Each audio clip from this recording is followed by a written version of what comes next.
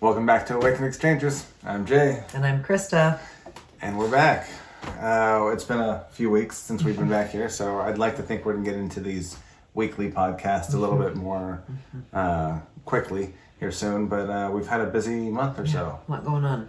Yeah, so last time you saw us, we were out of town for 5 days, and that with 3 cats is quite a bit. Well, it's fun though. It was a lot of fun. Thanks for the birthday trip. Of course. Post-birthday trip. Post-birthday.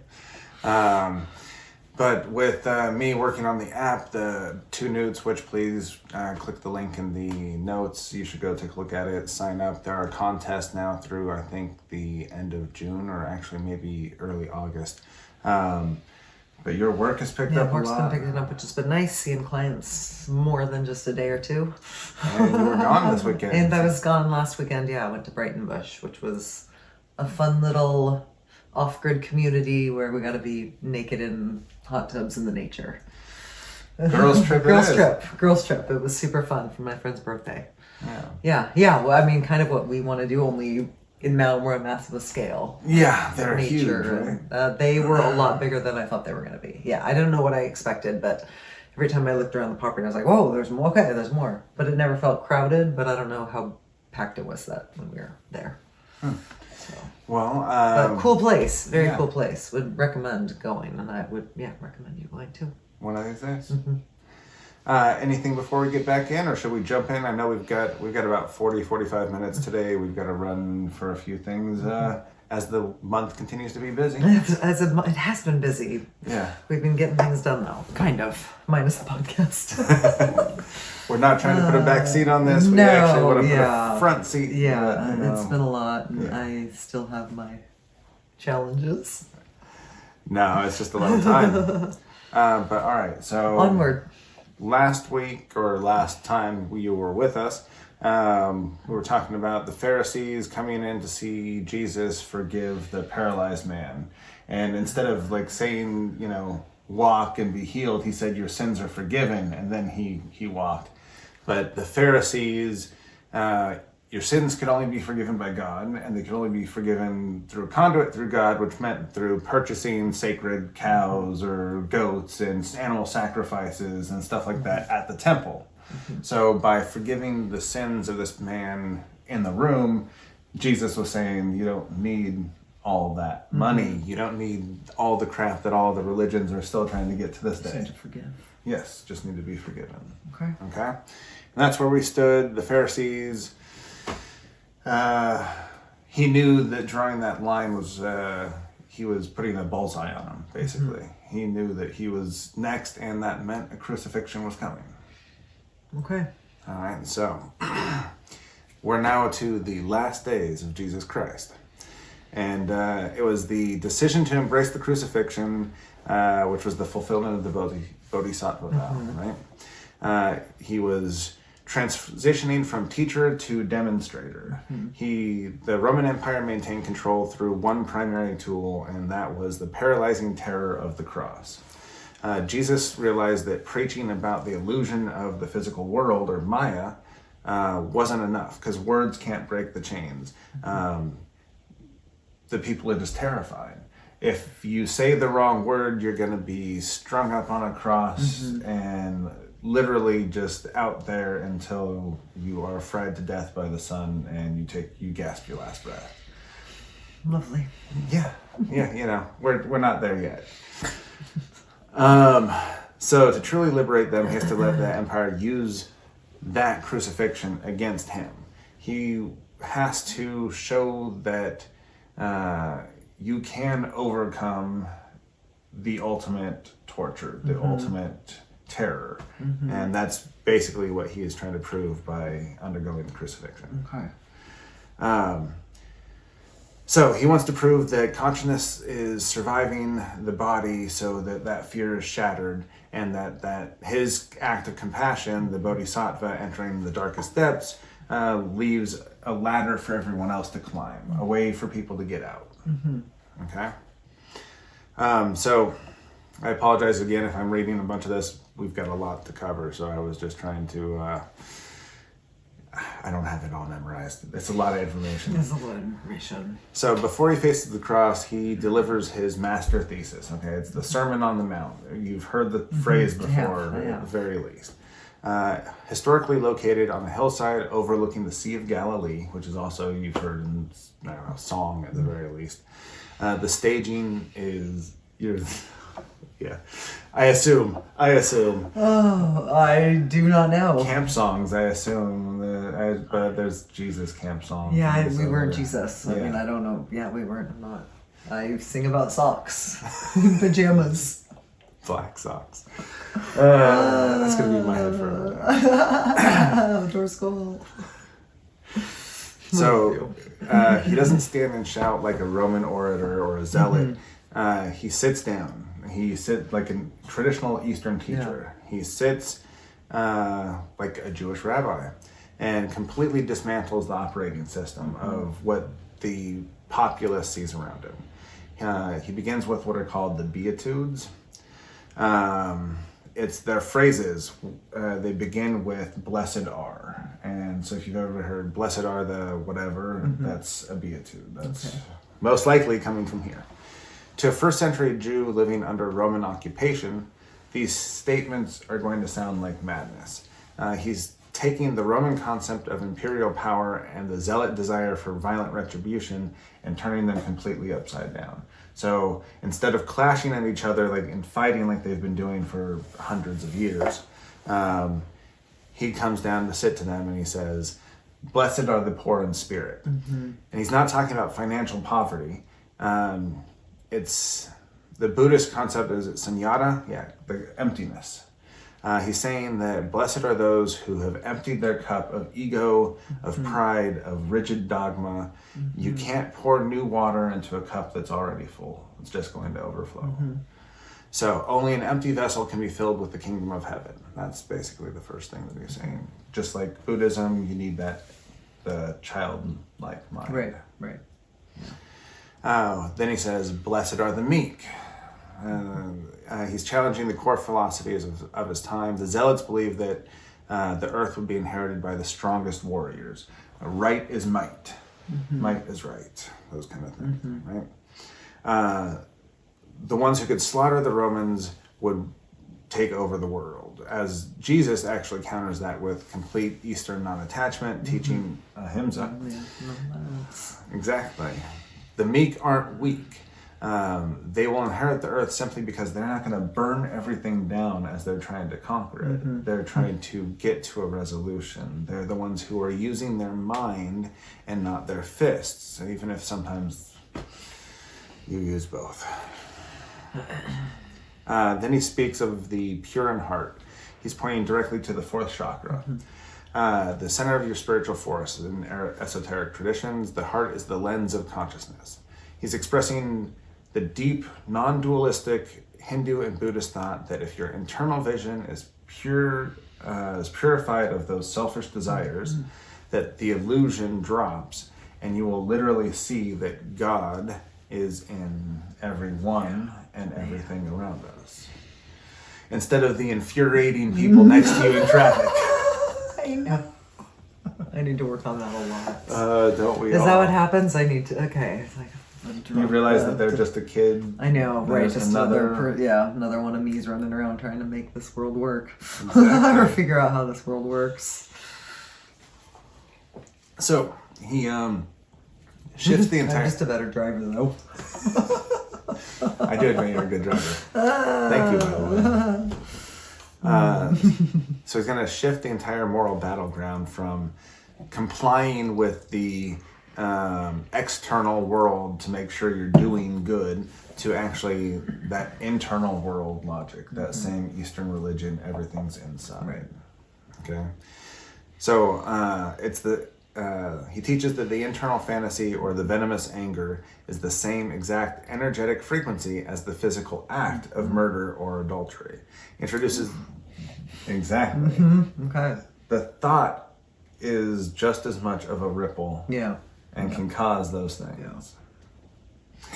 He then introduces the mechanics of karma, teaching them that to cut off the root of the rot in the mind before it reaches the hands, so that you, as you get the thought, it never comes to violence. You have that thought, but then you catch yourself, so then you're at least stopping it before you get to the act. And then the hope is that if you're catching yourself enough and realizing all of the things enough times, that you get less inclination to continue down those paths. Not worth it. Exactly. He synthesizes this deep compassion and psychological warfare, telling them to turn the other cheek. A nonviolent method of asserting absolute human equality. By loving the enemy, you actually destroy their power over you, over your internal state, short-circuiting the cycle of violence and understanding that we are all just one. So he gives them the model for prayer that functions like an Eastern mantra. Telling them to try and stay in the present and trust the flow of the universe. One we could all do a little bit more with. Then we'll figure it out. Exactly. It's a good when I'm in that headspace. So Jesus knows that he's a single point of failure right now, though. He's teaching the people everything that he has, but if he is assassinated, the entire movement dies. There's nothing beyond him at the moment. So this is the Sermon on the Mount is when he takes his apostles, basically, and mobilizes them. So in the Eastern tradition, there's a Shakti pot. I don't know if you've heard I don't know if I have either. So it's a direct transmission. It's from a master to a student. It's like you have that kind of thing. Okay. Using his energy, that would be able to do a direct transmission, jump-starting the energetic pathway so that his apostles are able to perform the same cities that he's been doing. So all of a sudden, their belief in him transfers into absolute belief, and therefore through him they are able to perform those miracles. They can heal, they can do all the things that Jesus has said to them. And we're gonna pretend that train doesn't exist. All right, so he sends them out in pairs with very brutal instructions of monastic codes, the same as in the Buddhist, basically. Vijnana, no staff, no bread, no money. This forces ego death, basically preventing them from monetizing their healings, because basically once you start charging for a city, the connection to the divine is severed, you can no longer perform it. What's also some of the things that's said about modern miracle workers in like Brazil or in the East is once they start to film it or show it to somebody else, they've turned it into something that is no longer pure connection to the divine, and they can no longer perform. So then they resort to magic tricks or fakery. Who knows? But with the Galilean countryside saturated with his teachings, he decides to head towards Jerusalem for the Passover festival, deliberately mocking parody of Roman military might. He rides in on an occupied capital on a young, unbroken donkey. He was basically declaring that he was a king of a nonviolent spiritual kingdom by riding in, not galloping on a horse or as a white knight, but riding in on an ass. Okay. The broken one, it sounds like. It was. So entering the court of the Gentiles, he does something that's very un-Jesus-like in the Bible. He starts knocking over the tables of the money changers. He starts kicking over everything, and it's not something you associate with nonviolence. But what he's actually doing is he's disrupting the extortion that's basically fleecing the poorest of the believers of everything they had left so that they could give it to the wealthy and be forgiven of their sins, so they could continue to go make more money to give to the wealthy to be forgiven for their sins. Okay. We're definitely not doing that. Not at all. Not at all. No. So this is basically the point of no return. He's trying to threaten the Pharisees' bank accounts. He knows that with that is also the political stability of Rome within that empire. They're not in Rome itself, but the Roman Empire there in Galilee or in Jerusalem, their control is only as strong as the religious elite holding everybody else down, if that makes any sense. Yeah, it's a lot, but sure. All right, so this is basically going to start the last 24 hours of his life. Okay, he gathers his inner circle for a Passover meal. You've heard of the Last Supper, right? Yes. The Last Supper is basically because of this. He performs the ultimate destruction of the religious hierarchy. He strips down and he actually washes his disciples' feet, which is still a sign of respect in certain traditions, but it was also a task that was reserved for the lowest Gentile slaves at that point in time. Serving. Exactly. Serving. Service, I guess, yeah. That's the exact way to put it. Fully awakened master takes the position of a slave. No disciple can ever claim superiority. So he's already showing them, doesn't matter what you think of me, I am still here. So, He institutes an alchemical ritual, taking bread and wine, telling them to consume it. In the Egyptian mystery schools, to consume that symbol was to internalize the energetic reality. That's where we get I forgot the whole thing. Sundays, you take communion. Oh, there you go. I cannot think of the word. Where you take the little communion cracker and the glass of wine, the little shot. I don't know, but you've seen it. I've seen it, yeah. So that's literally, the cracker is the body of Christ. You're eating his flesh. And the wine is supposed to be his blood, and that's supposed to be a transmutation where you're taking in his energy into your body.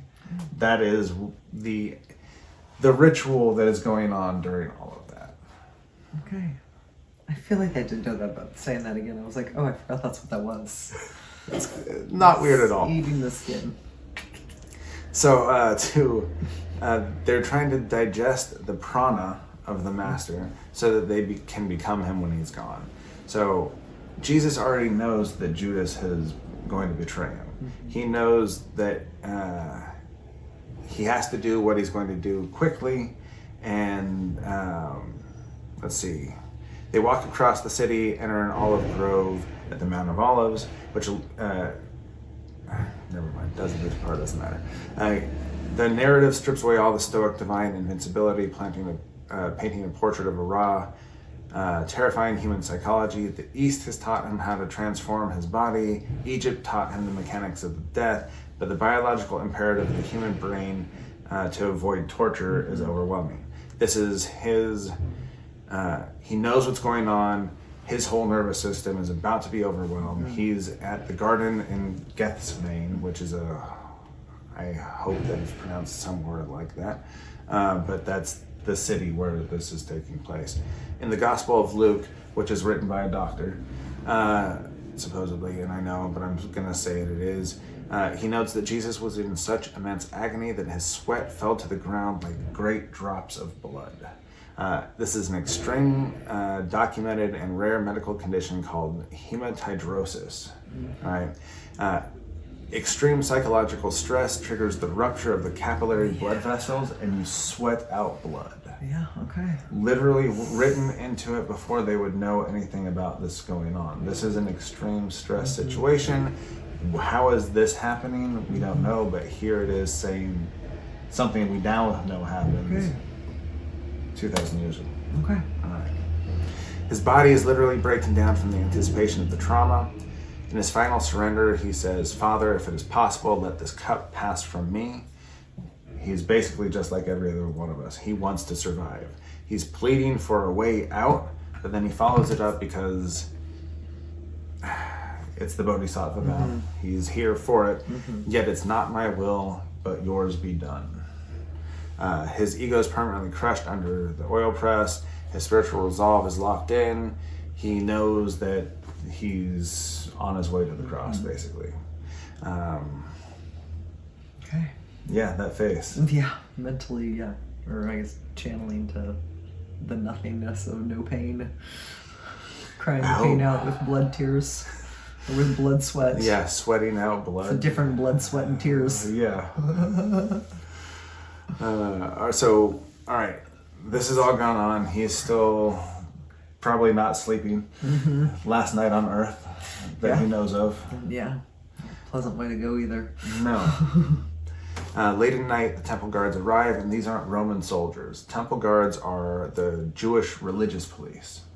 They're led by Judas, who identifies Jesus not by pointing him out, but by kissing him on the lips. Yeah. I got a chance to do it here because it's right here. It's a traditional sign of deep respect between a rabbi and a student. Got it. But I got to kiss you on the hand. So, it's basically the ultimate betrayal. He's saying, you are my teacher, but you are also, I'm betraying you. Okay. Betraying you with a kiss. Yeah.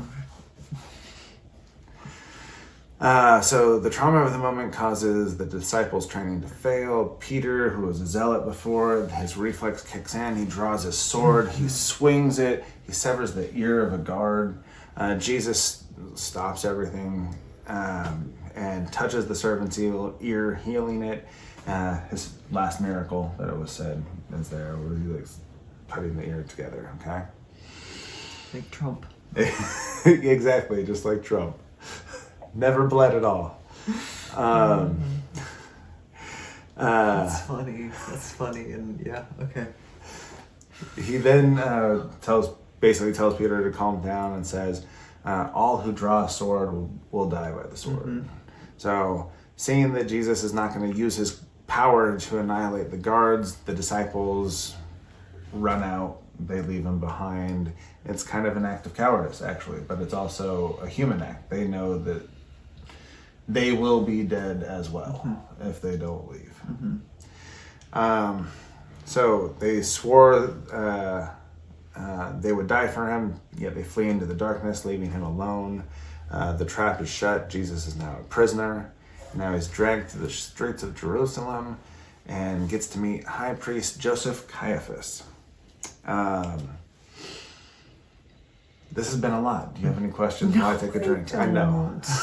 Baby, it's so much information, and yeah, I don't. I feel like I'm being a bad co-host again. I feel like I'm taking 10 episodes worth of shit and throwing it into 4 and having you kind of come along. I know. That's kind of how I feel. I feel like I'm not putting them back to my, yes, it's fine. You're again. It's just a lot. Again, it's just, yeah. It's a lot. Yeah. Okay. Continue on. So, where was I? Joseph Caiaphas, right? Yeah. He's taken to the court and basically what they call a kangaroo court. He's is assembled. It's desperate, illegal assembly that violates all of the foundational rules of Jewish jurisprudence. The Sanhedrin, which is the Supreme Court, the Supreme Religious Court, strictly is strictly forbidden from holding trials in the dead of night. They're also forbidden from holding trials during a major festival like Passover, because people are gone, people are drinking, people are all out doing all of these things. They're not in their right minds. Not everybody is around. They were also forbidden from passing a death sentence on the same day as a conviction. All 3 of these things completely forbidden by Jewish law, yet they decided it was necessary to do to Jesus because they needed to get rid of him. Okay. That's why his crucifixion was a little rushed, and why we'll get into more of that. Camera suddenly went missing. Exactly. The cameras went missing. They got turned off. I don't know what happened. So the religious elite ignore all of those sacred rules. Shocker. Because they're terrified, basically. They need him dead before the sun comes up, and massive Passover crowds realize what's happening. They parade a string of false witnesses whose testimonies wildly contradict one another. Jesus employs his absolute stoic detachment, refuses to speak, does not engage the ego. Profound silence basically infuriates the judge. Kill me. Yeah. Yeah. So frustrated and losing control of the room, Joseph Caiaphas places him under oath and demands to know if he is the Messiah, the Son of God. Jesus breaks his silence, but only seals his own fate by answering, I am. And he quotes the prophet Daniel, claiming that he will be seated at the right hand of power. Caiaphas violently tears at his own robes, which is a ritual sign of outrage, charging Jesus with blasphemy and sentences him to death then and there. Massive political problem being that under Roman occupation, the Jewish authorities can't actually kill anybody. They don't have the legal rights because they're Jews. I mean, come on, who needs them, right? So to put him on the cross, they actually need Rome to convict him first also. I love you. So at dawn, they march Jesus to the Praetorium to face Pontius Pilate, a name you may have heard. We already talked about it. Did we talk about Pilate? I don't know. Continue, but you've told me about him. Okay. I think we talked about Pilate, but not on this. Okay. So Pilate is a brutal, pragmatic military governor. He despises the religious elite. He doesn't want anything to do with their theological squabbles. He probably likes that Jesus is poking the shit out of them and would do whatever he can to let this guy off because he really doesn't care. So knowing that Pilate doesn't care about blasphemy, the priests actually change the charge and tell him that Jesus is a political insurgent, instructing the people to not pay their taxes to Caesar. So, and he's doing this by claiming to be a king himself. So they upgrade the charge from blasphemy to sedition and high treason against the empire. So now Pilate takes Jesus inside and he basically has a private interrogation. He wants to know what's really going on because he knows this is kind of crazy that these people are barging in at dawn during Passover to kill somebody against their religious rules. He knows something must be fucked. So he says, "Are you the king of the Jews?" And Jesus subverts the entire matrix and answers, "My kingdom is not of this world. If it were, my servants would fight." So, am I king of the Jews?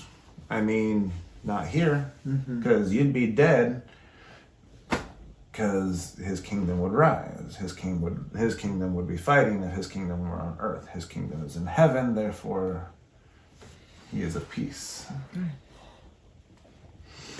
So, Pilate is a man who understands military force, and he recognizes immediately that Jesus is a battered, serene mystic, not a violent threat to the empire.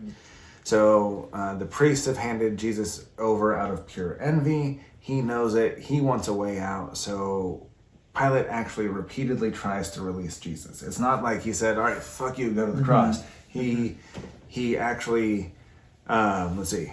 The first one was Passover custom. He offered the crowd a choice between releasing Jesus or releasing an actual violent insurrectionist named Barabbas. The crowd was whipped into a frenzy by the priests, and they chose to release the insurrectionist instead of Jesus. Okay. So the priests then play their political trump card, and they shout that if you let this man go, you're no friend of Caesar. So they're basically threatening Pilate with that. If you're not a friend of Caesar, you can't run this. That you're calling in his loyalty, basically. So Pilate knows that his political career and likely his life rely on keeping the peace and staying in the emperor's good graces. So to avoid a massive riot and a fatal report of treason sent back to Rome, he literally washes his hand in the basin of water and walks away. In an act of recusal, he hands Jesus over to the soldiers to be crucified and washes his hands of the sin and walks away from it. Okay. And now you have Jesus taken by the Roman auxiliary, and basically the physical destruction of his flesh begins. And here's a little bit of warning. I'm sorry, you can skip over some of this if you want, but I think that it's important to know the kind of trauma that they say happened, because there's physical evidence of it on the shroud. Right. To know what they were doing to his body and why there would be evidence of it, let alone why somebody would know to have faked so much evidence in real blood, would be a difficult thing. So It's one of the things I'm going to share Yes. a little bit of details, so I apologize. No. So, as I say, I'm not trying to be gratuitous, but when we examine the shroud, they're going to be important. So, before a Roman crucifixion, the victim was subjected to a scourging that was basically designed to bring him to the brink of death before he was then tortured to strangle the life out of his lungs. Okay, so Jesus is stripped, tied to a stone pillar, and beaten with a flagrum, which is, that's the face. A short whip consisting of several leather thongs interwoven. So a cat of nine tails, you've seen people play with all that? Yeah. Now imagine that those have small iron balls and jagged pieces of sheep bone basically at the end of those that are then scouring your flesh. Okay. Yeah. So,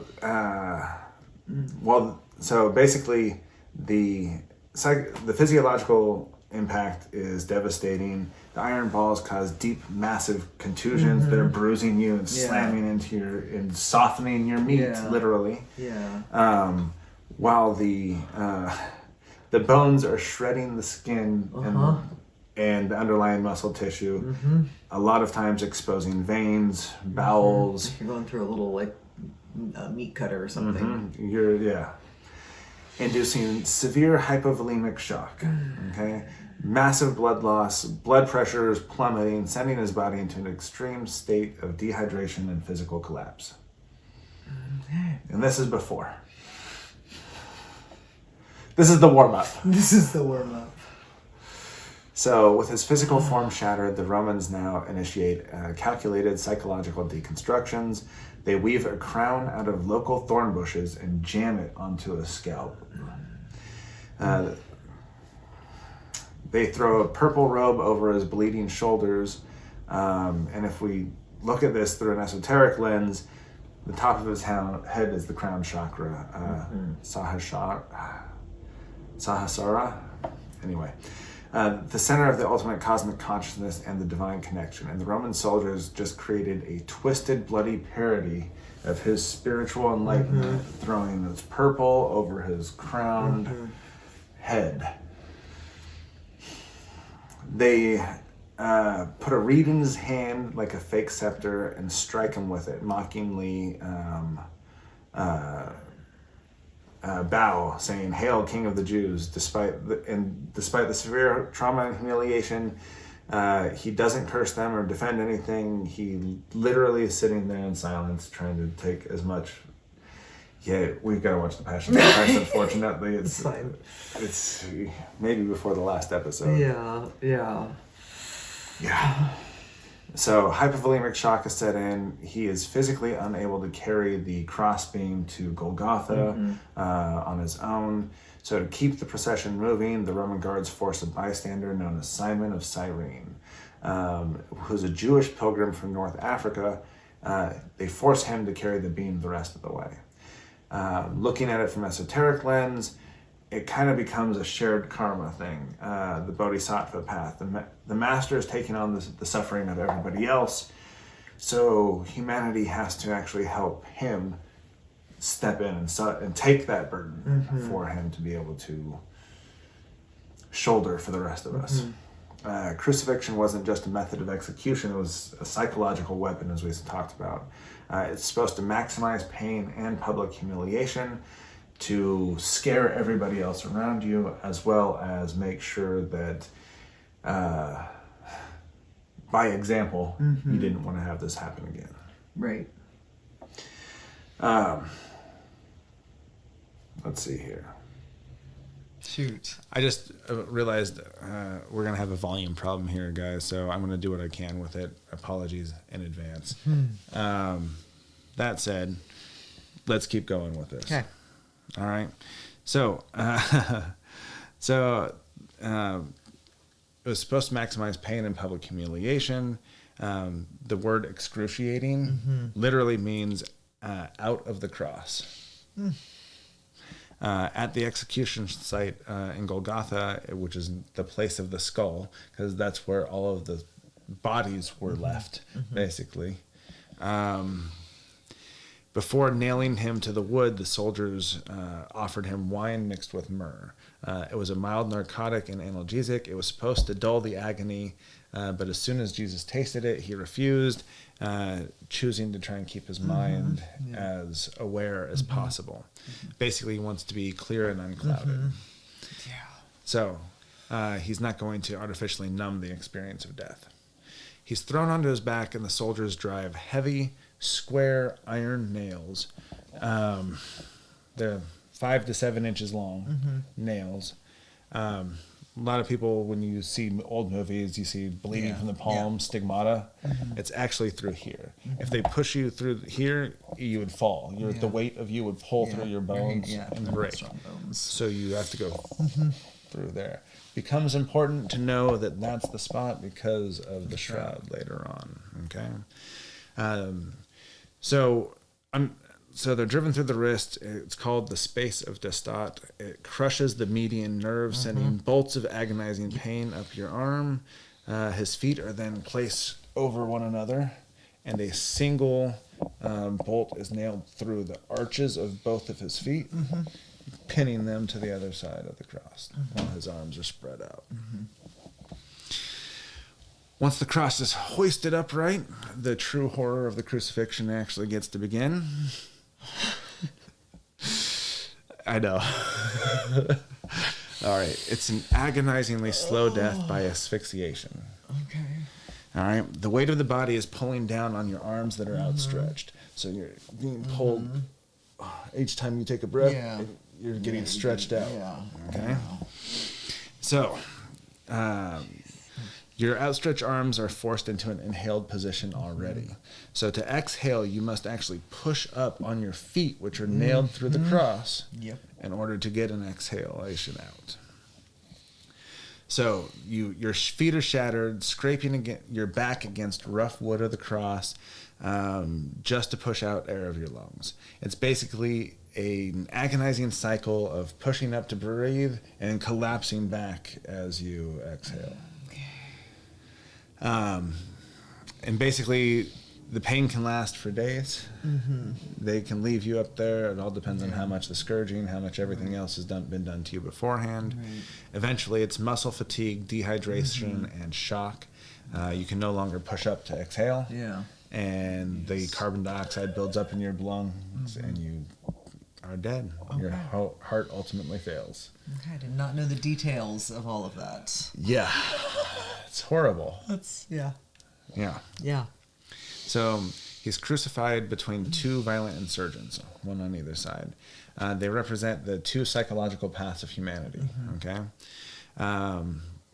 The unrepentant thief represents the trapped ego. He's bitter, he's angry, he's demanding physical rescue from his physical pain. The penitent thief experiences an ego death on the cross. He accepts his reality and seeks simply asking to be remembered. And Jesus replies to him, "Today you will be with me in paradise." One of the only things Jesus says on the cross. And the Hermetic and esoteric view, paradise is not the physical location in the clouds. It's not heaven as people think of it in most organized religions, but it's a unified consciousness. It's the one. Jesus is telling them that the moment the physical illusion of Maya drops away, we're going to be unified in the divine frequency. We're going to be together in paradise. Okay. So, Jesus lasts on the cross for roughly 6 hours. As he hangs there, he speaks very little, but the phrases he does manage to push out of his suffocating lungs act as his final teachings, basically. Mantras to complete his earthly missions. Father, forgive them, for they do not know what they are doing. With this, he is permanently breaking the karmic cycle of violence, recognizing that the Roman soldiers, the temple priests, they're asleep. They don't know that they're trapped in an illusion of power. They don't know about the cycle, and you can't hate people who are spiritually unconscious. Then comes to the human terror. My God, why have you forsaken me? One of the last things he says. This is often misunderstood or said to be he loses faith on the cross. He's saying, why have you forsaken me? That's what it sounds like. But It's actually the first line of Psalm 22. It's a song of deep suffering that actually ends in total victory. So he's quoting a song. He's not necessarily saying, "Why have you forsaken me?" So it validates his humanity. People see it as a biological terror being so immense that for a moment he feels like he's cut off from the divine source. I think of it as he is literally seeing himself, I'm at this, I've been forsaken, I am here, but I know the end of this is salvation. I know that, he knows what he's saying. So he yields finally, saying, "It is finished." He does not say, "I'm defeated." In the original Greek, the word he actually says is tetelestai. It's an accounting term that actually means paid in full. That's funny. Yeah. As in his bodhisattva vow is complete. He is paid for it here. So, Released. exactly. Yeah. Exactly. So, to ensure that he's dead before sunset, to appease the Jewish leaders who don't want bodies on the cross during the Sabbath, Roman legionnaire thrust his spear up into Jesus's side. The Gospel of John reports that blood and water flowed out. Okay? Modern forensics confirm that this is a highly accurate, as the extreme trauma and shock would have caused a buildup of a clear watery fluid known as pleural effusion. The watery fluid around the heart isn't, that's a pericardial effusion, and the lungs is known as the pleural effusion. It's the buildup of the water around there. So, the spear pierces the lungs and the heart, releasing both the fluid and the blood, proving that he's dead. Okay, the fully awakened master has died. The empire is satisfied. They assume that the movement is crushed, and in the process, two of the most debated relics in all of history were created.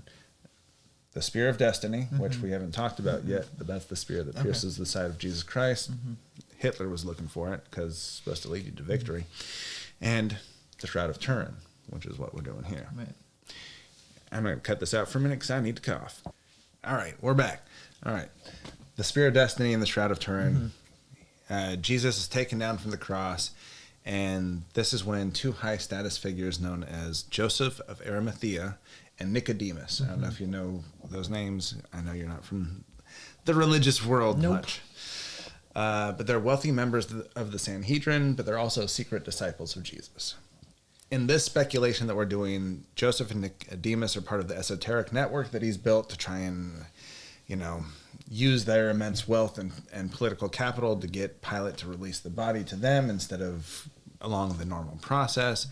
And normally he'd be thrown into a mass grave just with all the other criminals and everything else that's be going on. They rush him to a brand new rock-hewn tomb in a nearby garden. It's not just a grave, as we're talking about, but as we're going to see, it's a cool, dark, environmentally controlled tomb, but also room, sealed by a massive rolling stone, isolating him from the chaotic energy of the city, isolating him from everything else that's going on in the world, okay? Inside this isolation chamber, a medical protocol begins.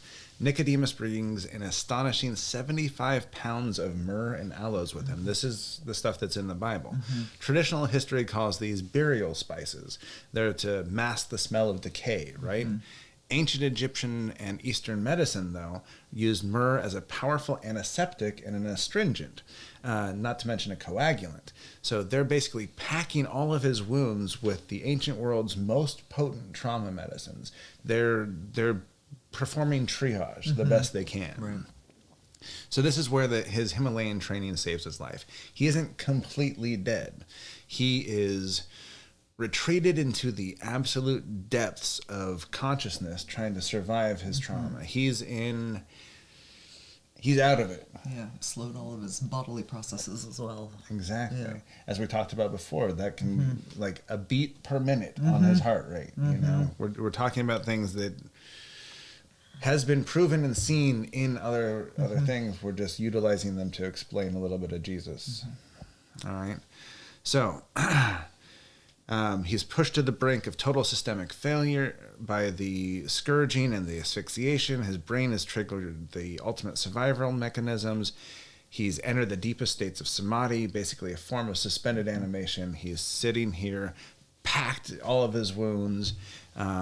His heart rate is perhaps 1 beat a minute. Breathing becomes imperceptible.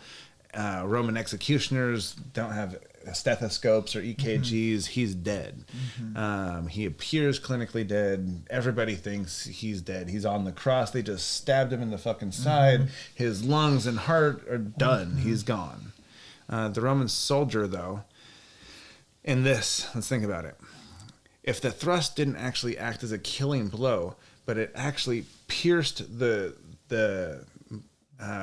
efflusions and actually drained the fluid that was actually crushing his air and his heart. Stuff, yeah. So it actually, that spear saved Jesus. Yeah, possibly. Okay? The Roman soldier relieving the pressure that was actually about to stop his heart entirely. So this is where we're going to get back into the resurrection from here. Timing. And we are running out of our time here. Yeah, so we have to go. So that's it. So maybe instead of killing him, you actually saved his life and created the relic we'll be talking about here next. Okay, that's what I'm excited about. This is what I've been here for. The fun one. Yeah. All right. Anyways, well, cool. hopefully we'll have more time and it'll be much sooner. Yes. Yeah. Good to see you guys and have a great day.